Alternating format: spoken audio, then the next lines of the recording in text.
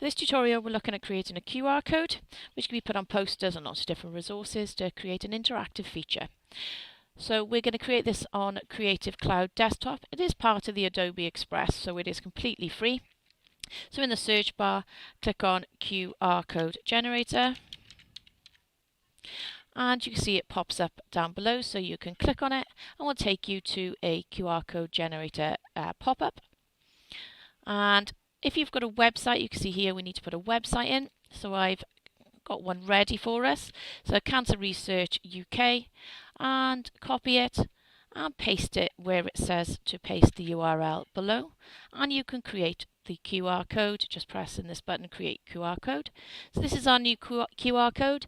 We don't have to keep it like that. There's different styles that you could use, and you can also change the color to match what your poster is for. Once you are completely happy, click on the down arrow and choose what file format you want to save it as, so PNG, JPEG, and then hit download.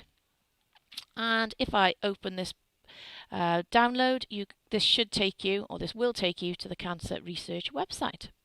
Have fun!